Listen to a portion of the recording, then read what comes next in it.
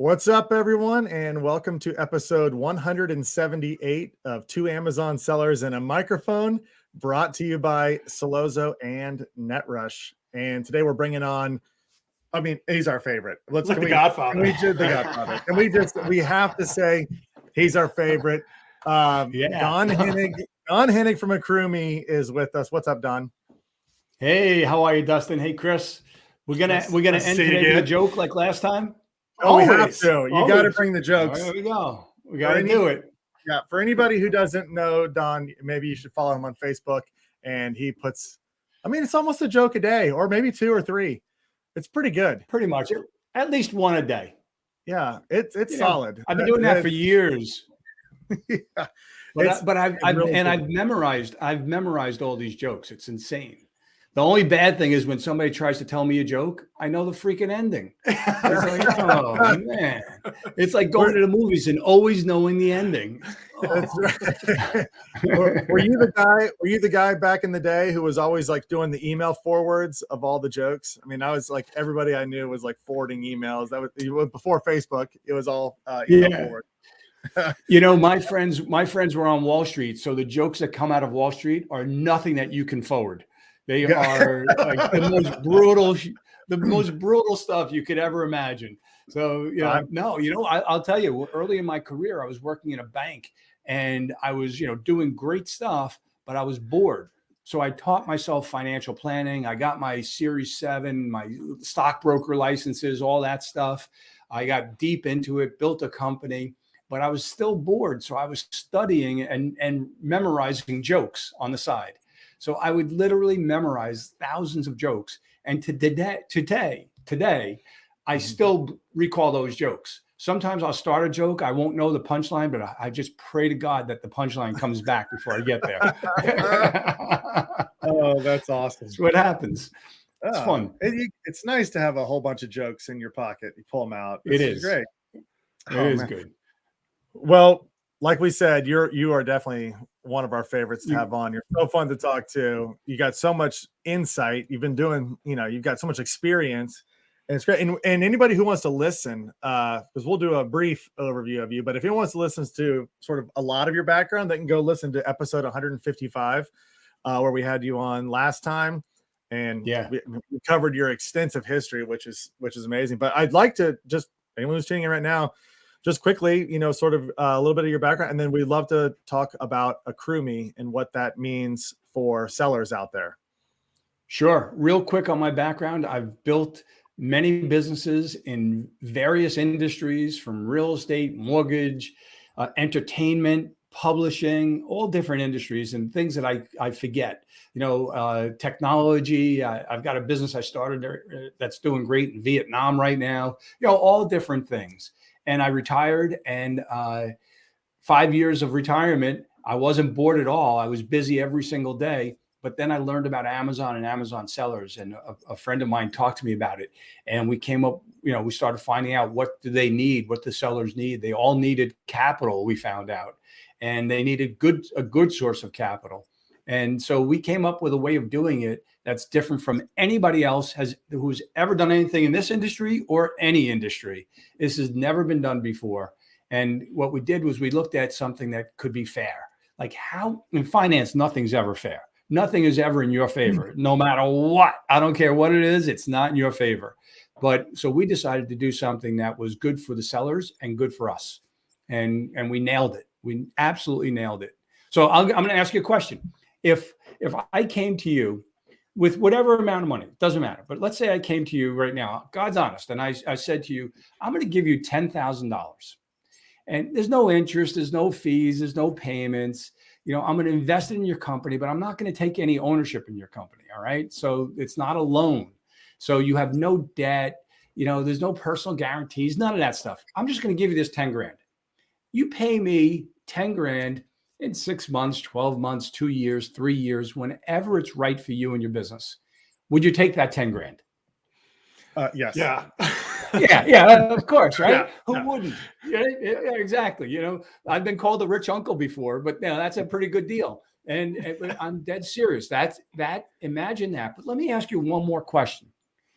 Would you do me a favor and take another 10,000 and invest it in the same terms, like invest it with the same types of inventory, and let me earn the profit on that. Is that fair? I don't know. So I'm going to give you 10 grand, 10 grand. You make all the money on it. And I'm going to ask you to take another 10 grand and let me earn the money on it. Yeah, I think so. Sounds like a good deal. Sounds like a good deal. Is it? How do you lose? How do you lose in that deal? Whew. You can't lose. No, you can't. You can only win.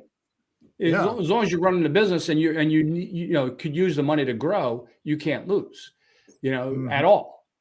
So that's basically the deal. You make 100% of the profit on your money, and you make 50% of the profit on our money. So, it's just the way it is. And we don't require monthly payments. So, another question, it's a simple question, obviously, but, everybody gets this. Can you grow faster if you leave money in your business to grow, or if you take it out? Let's say if you take money out to buy a car, is your business going to grow faster if you took the money out or left it in? If you left it in. Right. Yeah. So does it make sense ever to take money out of your business and send it to some bank because they want to get paid? It doesn't help you. I got horror stories on both sides of that. I'm sure you do. Yeah. I'm sure you do. It doesn't do you any good, but it does the bank good. It gets their risk down. It gets their loan down, all of that. We don't require monthly payments. You pay whenever it's right. There are times when you're going to be flush with cash. It makes sense to make a payment. And there are going to be times where you're going to have opportunities to grow. It's stupid to take money out of your business at that point. In fact, you may even want more money, and which would give you more money right then and there. We just want to see you grow fast. We only make money on profits. There's no fees. There's no penalties. There's no interest. There's no anything, no monthly payments. And you just pay when it's right for you. And typically what ends up happening? Yeah, go ahead. Yeah, what's the turnaround? How quick? How quick do I get funds? Yeah, so let's say you applied today. It could happen within 2 to 3 days at most, but sometimes it takes a little bit longer because we have to get your cost per unit. And typically that's our biggest holdup, is getting the cost per unit. So sometimes there might be thousands of ASINs, and the cost per unit is all over the place. So we have to, go through it with them a little bit and say, okay, here's an average cost per unit for this ASIN. You bought it 4 times. What was the average cost per unit? And we just estimate it pretty closely, and then we run with that. So typically, I'm going to say from start to finish, it's 3 to 5 days altogether. And you're investing in a product, not so much the entire account. We're investing in the entire account, so everything is together. So we actually invest in the business. So we give your business that money. And but we don't take any equity in your business. We become what's called a profit share member. So we only earn a share of profits. And once you pay us back our money, you owe us nothing. It's over. And what a lot of people do is they'll take money from us. They'll grow. And then when they're slow, they have cash in the bank, they start paying us back. And so that knocks our profit percentage down. And then when they're ready to grow again, they say, hey, I need another 10,000. I need another 30,000, whatever the number is. And we literally, because we have all the numbers, then we put it in their account within an hour, and they grow like crazy. Where do you need? What's a seller need to do? Like I'm assuming new sellers have a little bit more risk than established sellers. What's the process, obviously, to get started? Where do I need to be at before I can do this? Yeah, minimum 6 months in the business, so that's not too long. And a minimum of $10,000. Yeah. So $10,000, meaning your inventory at cost plus your receivable from Amazon, 10 grand. Anything from 10 grand and up, we go. So, and we've gone lower, but we try not to. Yeah. Give us a success story. I mean, I just talked to a seller the other day. He said he heard about you guys on the podcast with us, and so that was pretty cool. But that's great. Give us some stories here. I got to tell you, we have so many of them. Like literally, one I was just looking at. One of the guys just sent to me. This guy just paid us off, so it was a full cycle, if you will. And when he started with us, his monthly profit was $2,000, and a year later, it was a little less than a year actually, and his monthly profit was something along the lines of $42,000. Wow. Yeah. I know. It's life-changing. But now you can think about it. The guy just literally paid us off. And why did he pay us off? Because he has so much money. That's what ends up happening. Our very first account, small account, great people, retired. They lost their retirement. They thought they were done. They're probably in their 70s. They were not working. And they lost their retirement without getting into that whole story. It was just a bad situation. And they started an Amazon business. And they, after 1 year, whatever, the second year, they earned like $9,000 in profit. So it wasn't going very fast. They didn't have money. And they came to us, and this was our very first account. And we gave them like 25 grand. And the second year, they had $90,000 of profit. This is their end, after us.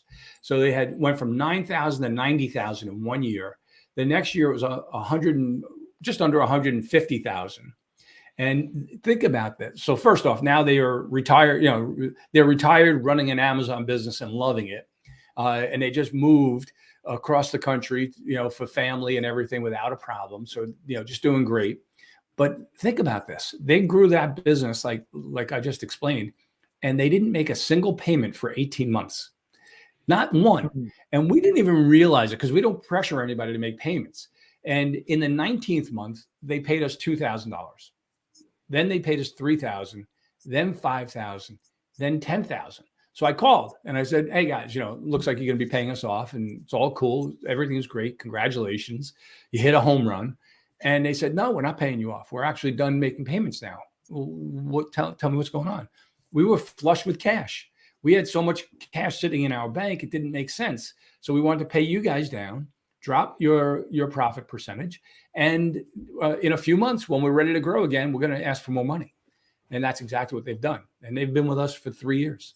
What are they doing? What's the process? Like, you have 2,000 of profit, the 40 some odd thousand, like that's a big jump there.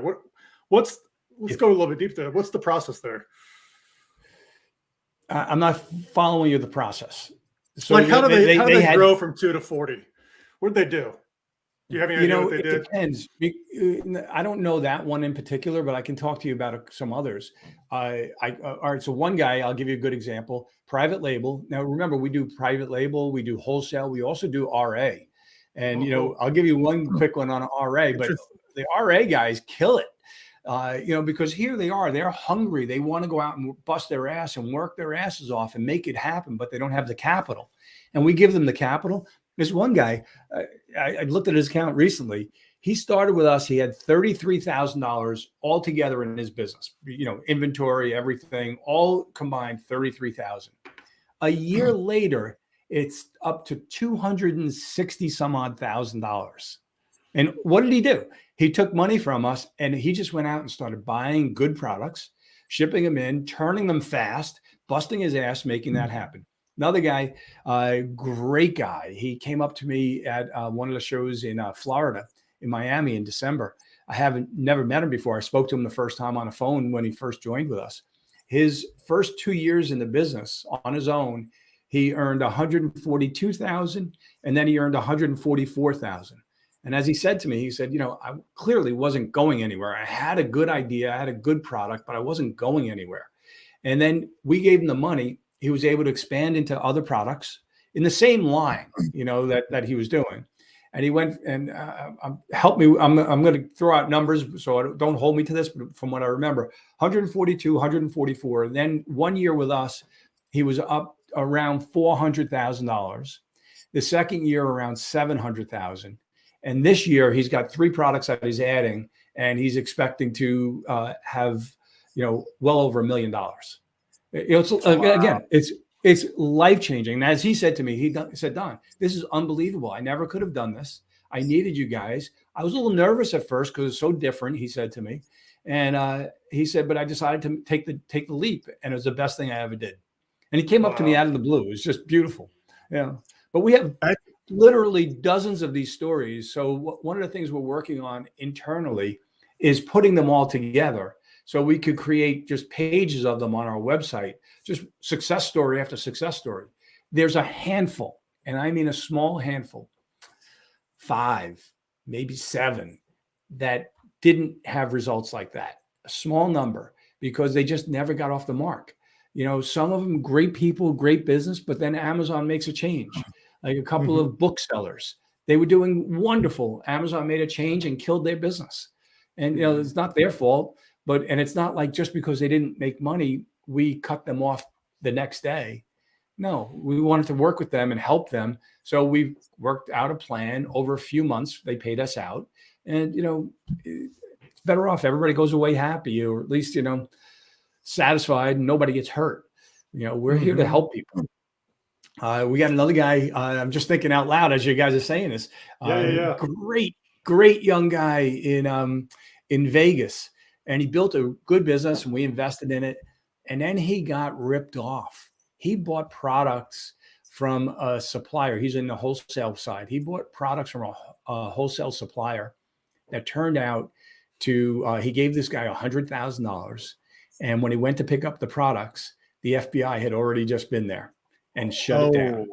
It was all counterfeit products, like buying things that you would expect not to be counterfeit. You know, I'm going to make this up, but pretty much this, like Gillette razor blades. Yeah. And so all of a sudden he went from being, you know, running full tilt, doing great, you know, doubling and tripling and quadrupling his business, to basically being out of business. And so then we had to sit down, and that was more. Yeah, exactly. And he's maybe 22 years old. And I had to sit down. You know, that's a tough thing to go through as a business owner and as a young person. And, you know, so he and I personally had many conversations to go through what he was going through and help him through it. We had to get paid out at some point in time because his business was worth like nothing at that point in time. And we were totally at risk. So we ended up working with him over months, and we got paid out and everything. And, you know, I coached him as best I could. And he gave me a call a few months ago, and to tell me that he followed, you know, the plan, and he took the advice, and he rebuilt, and he's doing this and this and this, and he cut his expenses. He's living in his warehouse, and, you know, he's doing everything that a young business person should be doing, you know, not out being the big shot, but being the guy who goes to work every day and empties the garbage pails. And now he's got his business back up to, if I remember correctly, 200,000. Maybe it's 400,000. I don't remember. But yeah, from 20,000 a year ago. And now he's back with us. He, you know, just took out money from us maybe a month ago. And how wonderful is that? You know, there's no negativity there on either side. We both want to see each other win. And, you know, I want to see him at $1 million this year. And I think he's going to get there. You're getting more than just capital, right? I mean, obviously, Don, you're getting the advice that you're providing. You're not going to find that with a traditional lender at all. No. We actually, you know, for lack of a better word, we actually give a shit. We actually care. Right. You know, we only make money when they do well. So we want them to do well. You know, we have a whole philosophy internally.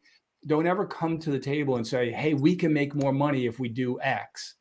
Come to the table and say our sellers can do more money, make more money if we do X. If the seller, if it's good for the sellers, then automatically it's good for us. We don't ever have to think about ourselves. I love those success stories. And what you talk about. And I think for anybody who's looking at or needing capital, because there's no question, it's very difficult to bootstrap an e-commerce business or an Amazon business. At some point, if sales take off, you don't have enough capital to make the new inventory order that has to be, you know, significantly larger. Those are things that I ran into. I certainly made 2 monumental financial mistakes over the years in my business. One was I quit my day job way too soon. I ran the numbers. I thought I had enough, but you only have enough if every month looks exactly like that month. And like you mentioned, if you pull capital out of your business, which as soon as you quit your day job, you're pulling capital out, that it stifles growth. And the second thing is I to get capital early on, I took out installment loans, and that's like the worst possible. I mean, sometimes you're not going to get paid back on your money for months and months and months. How are you going to make some big chunk monthly payment when all your capital's sitting in your warehouse? You sleep pretty well. You sleep pretty well, don't you?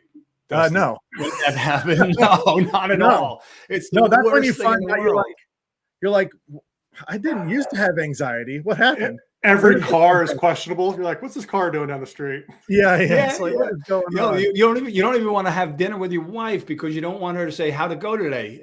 It's like, oh man, it's not good. We're not using the debit card for dinner tonight. Yeah. It's like, So those are things that I wish something like yours would have existed as my business was growing. So for anybody out there who's looking, I mean, this is a model that everybody dreamed about years ago. Like, how can we get some sort of capital partnership without giving up equity? Because that was the only way you could ever do it before. It was basically, if you wanted capital, the payback was better. It was always an equity play. And this is your business. And somebody, go ahead. What were you saying? No, go ahead, Dustin. Go. No, I was just going to say, I read somewhere, it was a CEO talking, and he's like, as a CEO, I bet my main job is acquiring capital, like to grow the business. Like that's what he felt like was.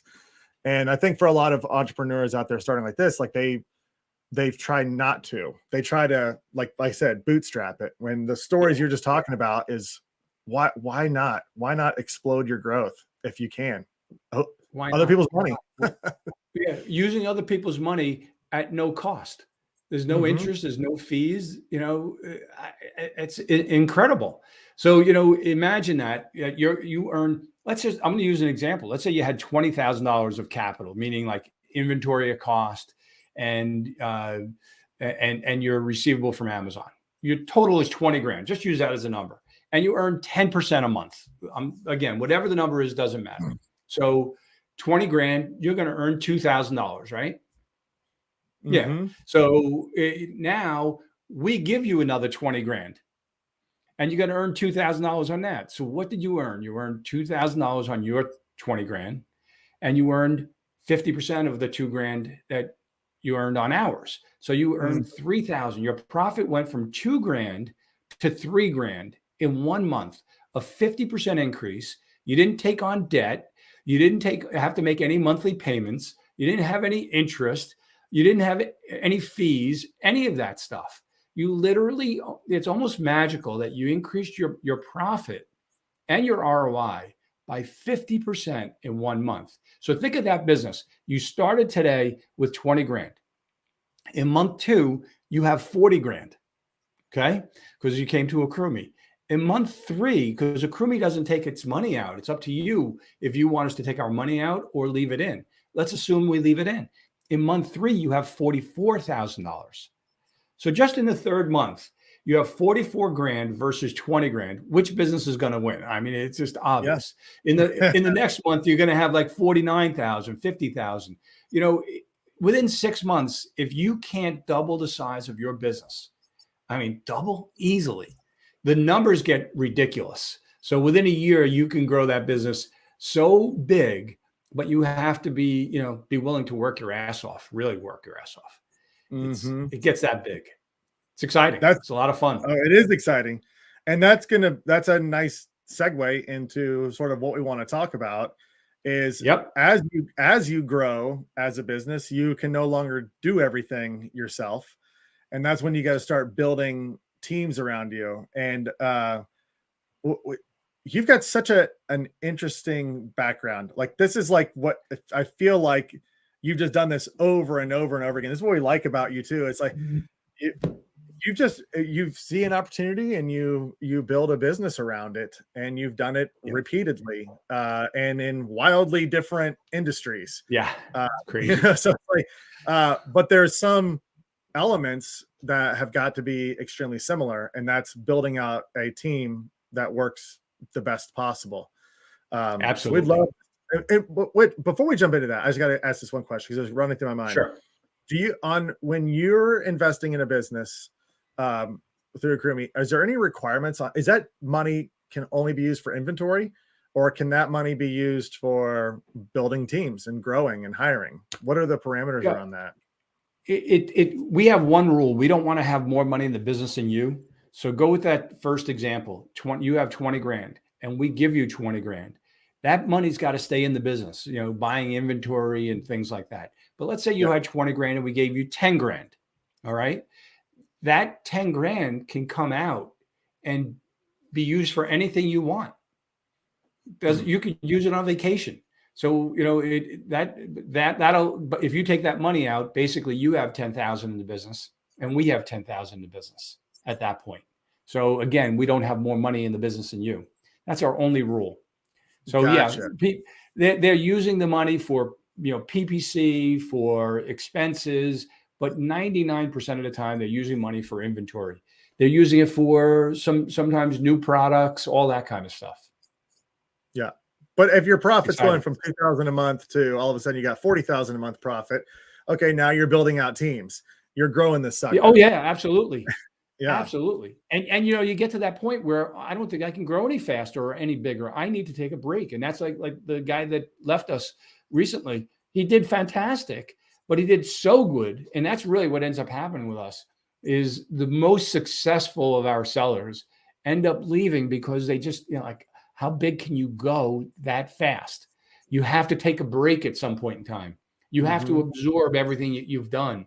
And now these guys, they're coming back to us in droves, 6 months, 9 months later, saying, hey, I'm ready to start growing again.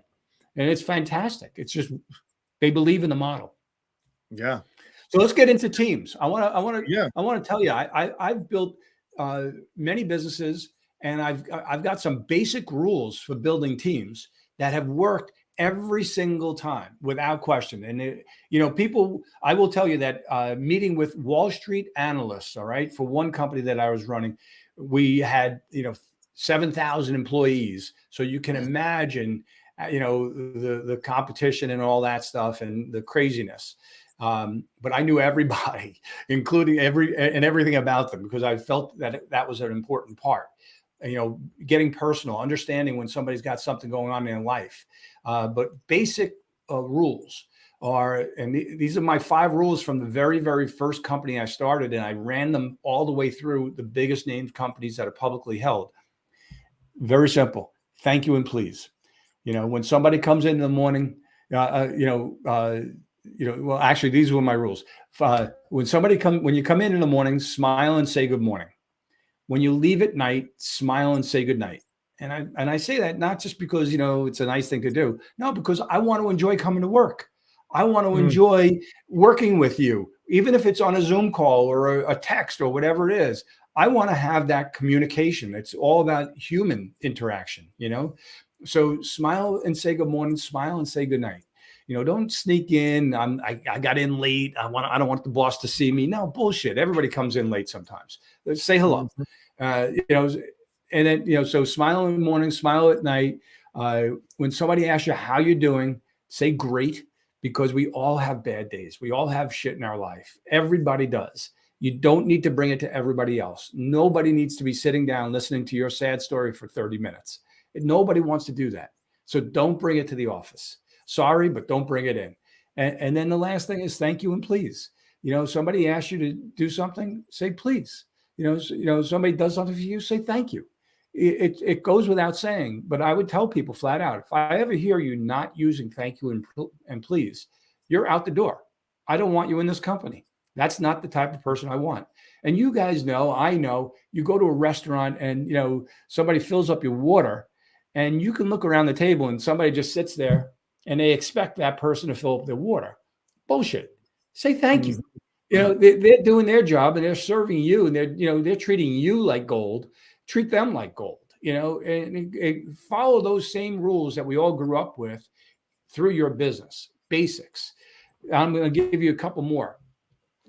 Cut out the cancer immediately. If you're growing, you will make a mistake in hiring. You will make a mistake. As soon as you realize it, go with your gut, fire that person like this. Don't waste time. Don't think about it. Don't do a 60-day performance review and all that kind of stuff. No, None of these companies are that big that you need to do that. Even when I ran, multi-thousand people teams, I didn't do that. I cut people out as quickly as humanly possible. And my managers would say, but Don, we'll get sued. I said, that's why we have lawyers. I'm not afraid of that. I don't want my teams to be screwed up. I care about my team. So if we bring on somebody who's a jerk, I want them out. I want them out immediately. And the whole team will rise up. One time I learned this lesson early on. One time early on, my largest salesperson, who represented 50% of my sales in the mortgage company at the time, talking about a lot of money. And I had, 60 some odd employees at that point in time. You lose a salesperson like that, you're losing a lot of money. And, how are you going to survive with that? Well, one day I realized when he was in the office, I didn't even want to be there. I own the building. It's my company, and I don't want to be there. Bullshit. I went in, I called him into my office, and I said, Barry, you're fired. And he said, why are you firing me?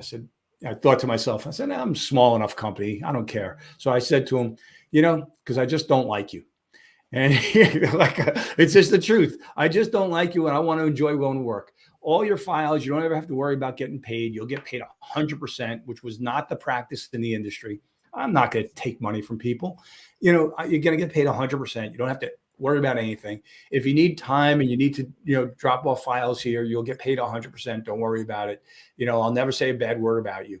Just, go somewhere else. You'll easily get a job. Anyway, long story short, he leaves.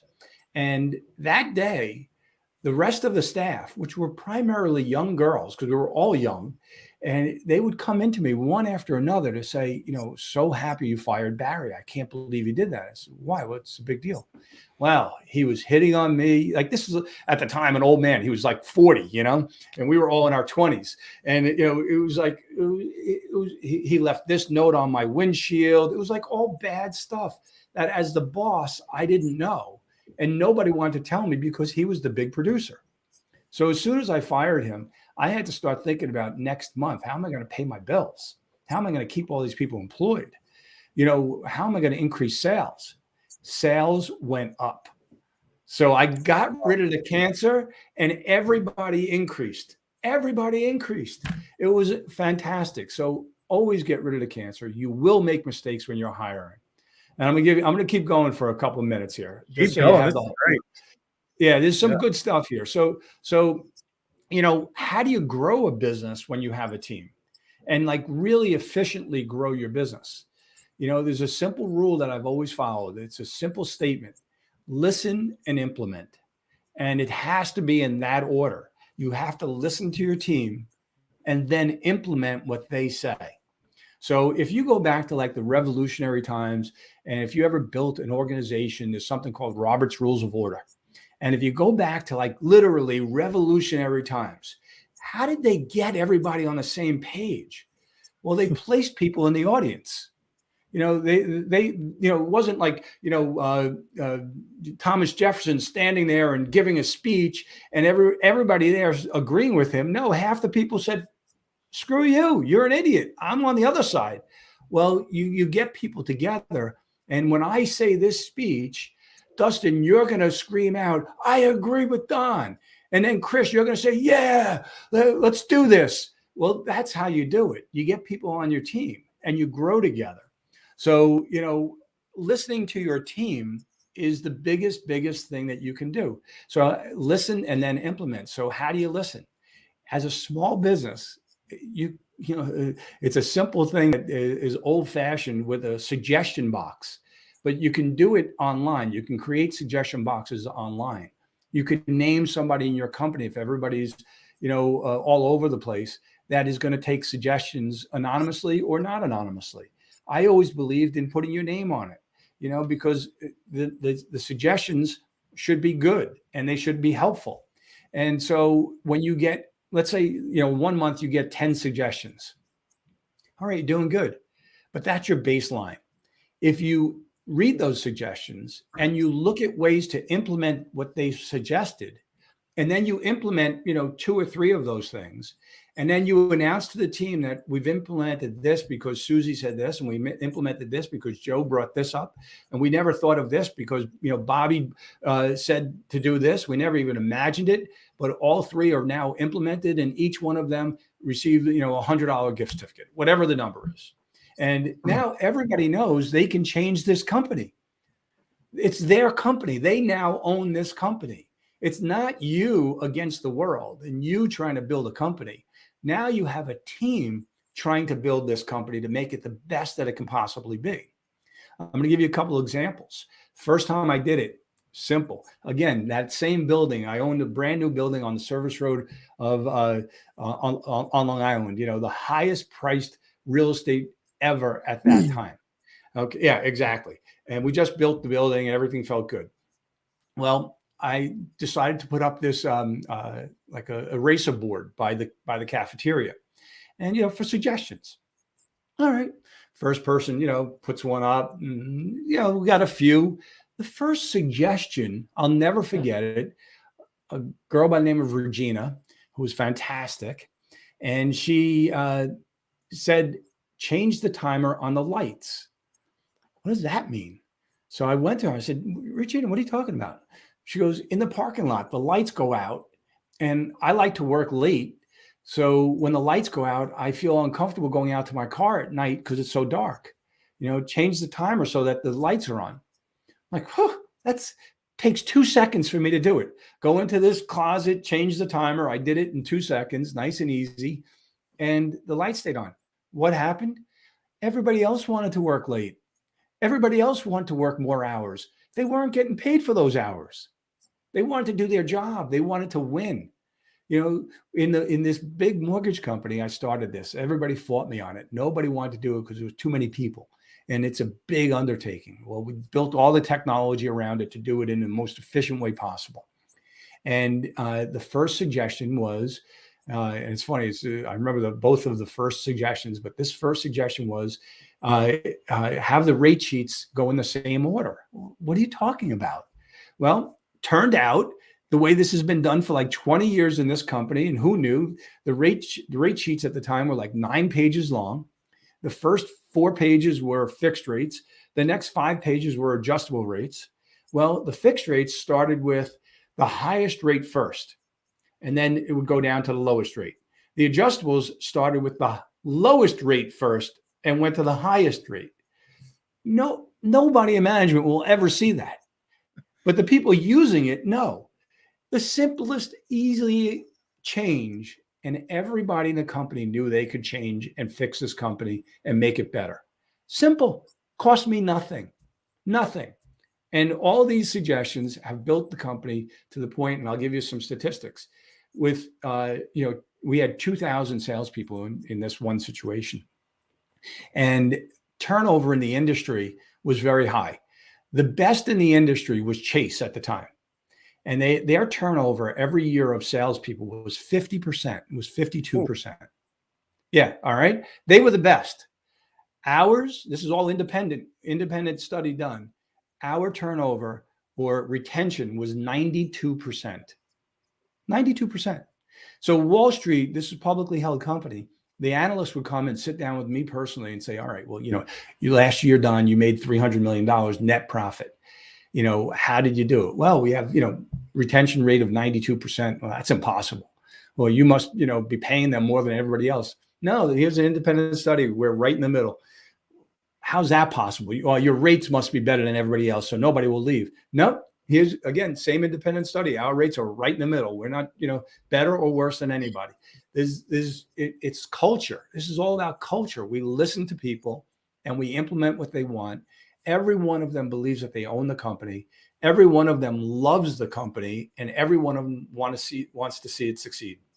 And when you have that, you are unstoppable. Unstoppable. Unstoppable. When you interview, are you making them take some type of personality test or anything? Or like, a lot of our sellers are hiring VAs. It's kind of hard to gauge, culture and personality it's a great online. Point. What do you do there? I like to talk to people first. I like to know who they are. The personality tests, they do work. They are good to do. They will prevent a mistake. I have used them, and I have used them to the point where I've said no to somebody, like, we're not going to hire you because, you just don't, the job doesn't match up. And I remember this one person saying to me, no, I can do this job. It was like an accountant type of guy, an engineering type of person that wanted to be in sales. And, you're not a sales guy. I'm sorry. You look at the personality test. He said, bullshit. I want to be in sales more than anything. I know that's where the money is. I can do this. I'm going to work harder than anybody's ever worked. I'm going to figure out ways to do it. And just give me a shot. I said, I can't turn away from fire in the belly. And so I said, all right, man, we'll give you a shot and we'll help you any which way we can. How can I help you? How can I help you grow? And we worked together, and he ended up coming up with spreadsheets and tools that nobody else would have ever thought of doing. And not only did he become a great salesman, but he also helped the rest of the company increase sales because he gave us all tools to use. So, you have to, in my mind, as Steve Jobs had always said, and I have always agreed with, is you got to go with your gut more than anything. Sometimes you could look at all the numbers and you could look at what the personality test says, but man, I love this person. I know you could do the job, but you've got to tell them the truth. Look, your personality test says this. It's telling me you can't do this job. Tell me why I should hire you, and let them fight back. Let them tell you. And if they do a good enough job there, give it a shot. Take time, and you have to care. You have to look at your team and be able to say, I want to see how I can educate you, how I can train you, who I can tie you with together. How do I improve your knowledge in this business? And just always be fighting to help them. And if you can help your team grow, they're going to help you grow. It's almost like the culture, and you can correct me if I'm wrong, the culture means more than the output of the job, because if they fit well in position they're in, they're going to perform their job anyway, because that's what they're passionate about. Like it's almost like pay attention to more of like their personality, if they're going to fit beforehand, and the job's just secondary. It is absolutely truth, because I got to tell you, culture is everything. If you're trying to build a long-term company, culture is everything. If you want to make all the decisions and you want to do all the work, then forget it. Culture is meaningless. Just, hire some monkeys and treat them like that. And you'll be, replacing them every 30 days, and you'll be doing all the work, and you'll be frustrated and you'll be pissed because nobody's good. They all suck. Yeah. Well, maybe it's not them. Maybe it's the culture that you've created. Create the right culture. They won't want to leave. They're going to want to stay, and they're going to want to see you be successful. So that's the way it works. Every week, like coffee with Don once a week. Yeah, this is motivational. This is motivational. This is like eye-opening. It's like a consulting call on one. Yeah. I like to ask people, what do they read? What are you reading now? What do you read, in general? What do you, are you exercising? What do you think about? How do you eat? Things like that are healthy, but it also shows that I care about them. All right. Well, I really, I've been wanting to work out, but I just haven't been able to get going. I plan to go to the gym every morning, but somehow I get tired and this and that. All right. Well, I can help you with that. And I can show you how you can overcome that. And I'm going to give you guys the tip right here. It's the simplest thing, but it goes for everything, is reduce your goals to almost zero. So in a nutshell, so again, this goes back to caring about that person wants to. So reduce your goals to almost zero. So think about it.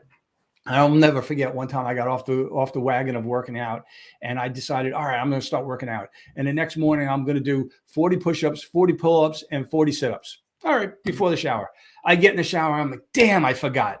The next day, okay, I write a little note on my night table. I'm going to do it tomorrow. I'm in the shower. Oh, damn, I forgot. 3-4 days in a row. I'm like, shit, I suck. I'm not getting anything done. So I changed my goal. 5 sit-ups, 5 push-ups, and 5 pull-ups. All right. Even if I go in the shower, I come out, I could do 5, 5, and 5. I'm not going to be sweaty. I can do it. So I get in the shower. I'm like, oh, I forgot. Oh, wait, I lowered the goal, 5, 5, and 5. So I got out, had my t-shirt and underwear on, and I went and I did my 5, 5, and 5. I didn't stop at the 5, 5, and 5. I did 20, 20, 20. And because 5 is stupid, but the next day, again, I forgot. I'm in the shower. I can still do 5. Again, I did 20, 20, 20. The next day, same thing. After the 3rd or 4th day, I was so looking forward to it. I didn't go in the shower. Now I have a routine. I'm looking forward to doing this. And so then, it changed everything. It was making my goal so small, I couldn't say no. It's so interesting. Simple. I mean, and it's so simple, but it also relates to what you were talking about. Walking into an office and saying, hey, everybody, how's it going? Is simple. Yeah. If you walked in and you're like, everybody, we've got to 10x our goals today. That's hard. But you do it this simple and you create that culture and that empathy. The easier things should be easy to do is to be empathetic. You start seeing that culture and all the results developing from it. And you were talking earlier and it brought up something in my mind. It's like we see examples of culture all the time in sports. I mean, how many teams are out there that are loaded with talent and they suck and they can't get on the same page? There's infighting. You got Antonio Brown taking his shirt off in the middle of the game, leaving. I was wondering if you were going to name any names. Yeah. How'd that come up? Exactly. But then you see like teams, I'll give an example. How about the 2015 Royals, there was no superstars. But who beat the Mets in the World Series, you bastard. I know. But culture means everything. The people that are working with you have a lot more capabilities and a lot more ideas that might be suppressed because they don't feel empowered and they don't feel like it's their place. But everything that you were talking about just makes a full team of bought-in teammates that are ready to, throw out ideas and be right or wrong or whatever. It's really, and they're gonna go and they're gonna go through a wall for this company. They're gonna do anything to make this company successful. Think about Peter Diamandis. Peter Diamandis, the Abundance Project, and the X Project. One of the big, companies that goes to space, SpaceX or whichever one he is. I don't remember now, but the guy is unbelievable. If you ever want to check somebody out, it's amazing. Well, one of the things he does, and I don't remember the term that he uses, but, something X, I think, but he takes a big problem from whatever that might be or country. And he takes this problem and he gets all the details and then he posts it online, and anybody can solve this answer. And if you can solve this, you get $500,000 or $5 million or whatever the prize is that he puts on, X prize. And whatever the prize is. So now you get these brilliant scientists from all over the world who sometimes team up from their home offices outside of work, and they figure out the results that are needed in here. And they win freaking fortunes. Well, what does that mean? It's what, like Steve Jobs would say. He goes, the smartest person is not here. The smartest person is the whole team. If you get the whole team, I guarantee you're going to get a better idea than the idea that you just came up with. It's a fact. It just can't be any other way. So use your team, get them involved, get them excited. Compensate them for it, congratulate them, let the whole team know about this person who's doing great. The other thing is, if you have, you talk about a group of VAs, if there's a way of reporting on the amount of work they do or amount of success they do, amount of products they've researched, whatever it is, the job, and you have 5 of them or 50 of them, or Carlos has 250 of them. You know, if there's a way to report on them, then report on them every week or every month in order. The number one person who did the most output and made the most amount of money for the company should be ranked as number one. The last person on the list is all the way down at the bottom. Nobody is going to want to be in that bottom. Nobody. Everybody's going to want to fight as hard as they can to be in top. One example, I did it again back to mortgage. I had in this situation, I ran the fifth largest online mortgage company in the country. So think about Rocket Mortgage. You know, we were head to head with them. They were our number one competitor. We were even. Similar idea. And it was all, direct to consumer. And I had, hundreds and hundreds and hundreds of loan officers in multiple locations around the country. And immediately what I did was I came in, built some reports around, production. Who's the best salesperson, who's producing the most? All right, great. That's not really indicative of what we want. We want profits. So I changed it and I built a profit and loss for each loan officer behind the scenes. And so now each loan officer, we taught them why their P&L would be up or why it would be down without getting into the details. And the number one guy, the next month, he went from being number one to being close to the bottom because he was throwing shit against the wall and he knew it. But he was writing more business than anybody, but so many of those deals were falling through. That costs us money. We don't want that. We want deals that are going to close. So change the whole thinking. That guy is a competitive guy.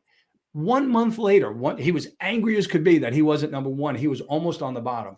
And after I explained to him how it went, literally the next month, he was back at number one. He was number one in profit. So if you organize people like that, you don't have to tell them to do anything. You don't even have to ask them. You don't have to pay them. They're going to do it. Everybody's competitive. Nobody wants to be on the bottom. It aligned your goals. It aligned his goals with your goals. So, yeah. You say it's so much better than me, Dustin. I don't know about that. I don't think so. Because I was just thinking this is going to be the first installment of a new series we're going to launch, which is Life Lessons with Uncle Don. Or you got to as long as you didn't say grandpa. Yeah. No, it's really fun to talk to me. It's inspiring, encouraging. I know that we're running up against a hard stop here. We got to cut it off, but we're going to have you back for many more times talking about all kinds of these things. But before we go, Dustin, real quick. Yeah. This old lady calls her husband on his way home from work. And she says to him, honey, I want you to be careful. They just reported on the news that there's a car going the wrong way on the same road you're on. He said, a car? There's hundreds of them. It's awesome. Every day, great jokes. Follow Don on social media if you want to hear good jokes. It's great. Okay, before we go, if somebody's interested out there right now in partnering with you, get capital. What do they need to do? Yeah. So listen, on AccrueMe, there's a no-cost application. It takes about 2 minutes you'll get, mention that you are coming from Dustin and Chris and Salazzo or two sellers, Amazon sellers and a microphone. Just mention any of them. And when you get funded, you'll get an extra $500 for free. You don't have to repay or anything like that. It's just yours to do what you want. Hopefully you use it for inventory, but that's totally up to you. Please LinkedIn, connect with me on LinkedIn as well. I connect with people. I'm not one of those people that you connect with and, you send a message and you never get a response. So it's Donald Henig, DonaldHenig. So I'd love to connect with people. It's the fun part of the world. Absolutely. And you'll be at Prosper, right? Yeah. We'll be at Prosper. We're going to have a group at ASD as well. We're going to be at a few things, but Prosper is the next big one that I'll be at. Yeah, I'm looking forward to it. Awesome. Everyone go to AccrueMe.com, fill out that form, hit him up on LinkedIn, and say hi to him at Prosper. So and tell him you need a joke. He's got jokes ready. So. He's really shy, so don't. Very shy. Yeah. Oh, man. Well, thanks, Don, so much for your time. We really appreciate it. Thank you, guys. It's great. Thanks everybody for tuning in. Make sure if you like content like this, that you're subscribing to this podcast or subscribing to our social channels, Solozo's social channels, Facebook, LinkedIn, YouTube, where we broadcast these live and they live indefinitely after that on there. So check those out, subscribe to them so you get notified when we have great new conversations with great people like Don coming on the show. Also, if you're currently selling on Amazon and you're looking for help with your advertising, whether it's too much work and you want to automate portions of it, or you need a team of experts to help guide you in your strategic decisions on what to do with advertising on Amazon, please reach out to us. You can go to solozo.com. You can book a demo with us. You're going to talk to Chris or myself. We'll talk obviously anything e-commerce, business, life lessons from Uncle Don. We'll talk about anything on those calls, as well as show you the power of Solozo's software and our team. So solozo.com, check it out. All right, Don. All right, everybody. Thank you so much. We'll see you next time.